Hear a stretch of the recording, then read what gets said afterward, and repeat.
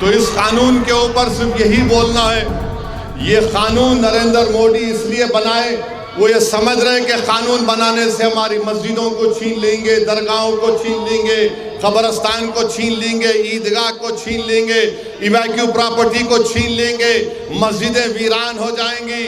نہیں مسٹر مودی، ہم بھارت کے مسلمان ہیں، مسجدیں نہیں چھوڑیں گے، اب تو مسجدوں کو آباد کریں گے۔ جس طرح آج ہزاروں کا مجمع آج رائچور میں جمع ہوا، تم 5 وقت کی نماز ہر مسجد میں پڑھو، صرف جمعے کی نماز نہیں، اپنی مسجدوں کو آباد رکھو، اپنے خانخاہوں کو آباد رکھو۔ کوئی مائی کا لال ہم سے انشاءاللہ تعالی ہماری مسجد کو نہیں چھین سکتا۔ اور جو لوگ یہ سمجھ رہے ہیں کہ مسلمانوں کو یہ قانون بنا کر ڈرایا جائے گا، ارے یاد رکھو، وقف کی ایک زمین مودی یا بی جے پی حکومت ہم سے چھین نہیں سکے گی انشاءاللہ تعالی، کیونکہ تمہارا قانون کالا ہے۔ ہندوستان کے آئین کی دفعہ 14، 15، 25، 26، 29 کے خلاف ہے، جو چیپٹر 3 کا فنڈامنٹل رائٹ ہے۔ ہم کرناٹکا اور رائچور کے ہمارے ہندو بھائیوں کو پیغام دے رہے ہیں کہ آپ کے انڈومنٹ بورڈ میں صرف ہندو ممبر بن سکتا ہے، تو کیسے مسلمانوں کے وقف بورڈ میں غیر مسلم ممبر بن سکے گا، بتاؤ آپ۔ اور یہ 5 سال کا مسلمان، ارے نریندر مودی، یہ 5 سال کا مسلمان کا کیا قانون؟ بابا آدم سے لے کے اب تک ایک ہی دین رہا، وہ اسلام رہا، اور صبح قیامت تک دین وہی رہے گا۔ یہ 5 سال کا کون کرائیٹیریا طے کریں گے؟ اگر کوئی دوسرے دھرم کا آدمی دے سکتا ہے، اس میں 5 سال کا نہیں، ہم کو 5 سال کا لزوم کیسے لگایا گیا، بتاؤ؟ ارے جو ایک منٹ میں لا الہ الا اللہ محمد رسول اللہ بول دیا، کلین انہیں، پورا کلین۔ آپ بول رہے 5 سال سرٹیفکیٹ پپا مودی دیں گے، امت شاہ دیں گے، کون دیں گا ہمارے کو سرٹیفکیٹ؟ تمہارے سرٹیفکیٹ کی ضرورت نہیں ہے۔ یہ قانون صرف اور صرف مسجدوں کو چھیننے کے لیے لایا گیا۔ آپ کی ایک مینار مسجد ہے رائچور میں، ہے نا، 500 سال پرانی ہے، اس مسجد میں اے ایس آئی کا بھی رول ہے۔ تو مودی قانون یہ بنا دیے کہ اے ایس آئی مالک ہوگا، وقف بورڈ مالک نہیں ہوگا۔ کیسے اے ایس آئی مالک ہوگا؟ کہاں سے اے ایس آئی مالک بن سکتا ہے؟ اور پھر بول رہے کہ ہم وقف اولاد نہیں کریں گے، بچیوں کا حق نہیں مارنا۔ مودی جی، امت شاہ، میں آپ سے ڈیمانڈ کر رہا ہوں، کیا آپ بلقیس بانو کو بٹھائے کے چائے پلا سکتے؟ بتاؤ محبت مسلم خواتین سے، جس بچی کو 6، 8 لوگوں نے ریپ کیا، تم مکھیہ منتری تھے اور امت شاہ نے ہوم منسٹر ہونے کے ناطے ان کے قاتلوں کو، اس عزت لوٹنے والوں کو چھوڑ دیا۔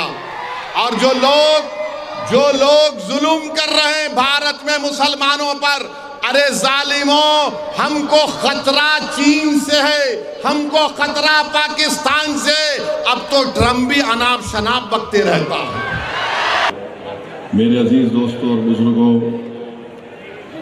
آپ اور ہم نے دیکھا اور دیکھ بھی رہے ہیں کہ کس ظالمانہ طریقے سے غزہ میں فلسطینیوں کا قتل عام کیا جا رہا ہے، نسل کشی کی جا رہی ہے، اور اب تک 55,000 سے زائد فلسطینی اپنی جانوں کو گنوا چکے ہیں، جس میں سے 30,000 سے زیادہ معصوم بچے شامل ہیں۔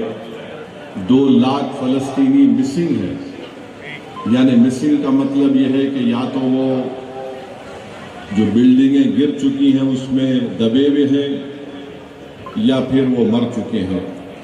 آفیشیلی 55,000 فلسطینیوں کی موت، یہ تمام ادارے اس کو مانتے ہیں، اور ہم اس کا ذمہ دار اسرائیل کے وزیر اعظم کو، وہ شیطان جس کا نام بنیامین نتنیاہو ہے، ہم اس کو اس کا ذمہ دار مانتے ہیں۔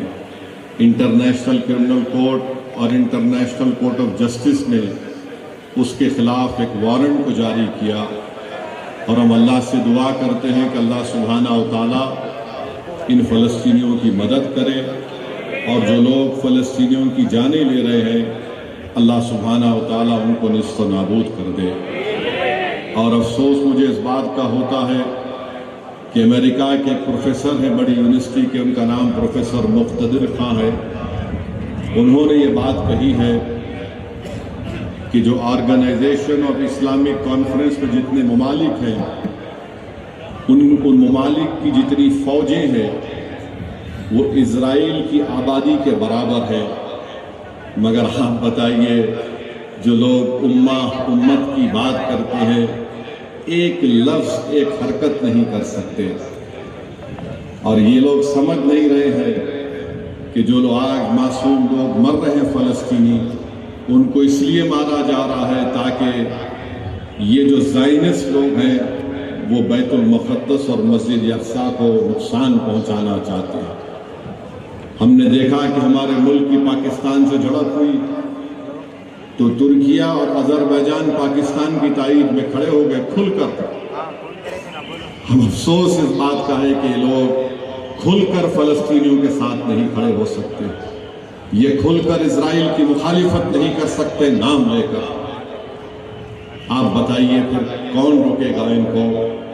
انشاءاللہ تعالی اللہ سبحانہ و تعالی ان ظالموں کے ان کے ظلم سے روکے گا، اور دنیا دیکھے گی کہ جس طرح جن فلسطینیوں کو مارا اور کچلا جا رہا ہے اللہ ان فلسطینیوں کو ان ظالموں پر غالب کرے گا، اللہ ان فلسطینیوں کے منافقین پر غالب کرے گا۔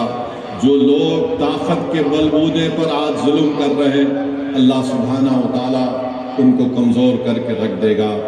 آپ کی ہماری یہ کوشش ہونی چاہیے کہ ہم ہر وقت اپنی دعاؤں میں ان فلسطینیوں کو یاد رکھیں،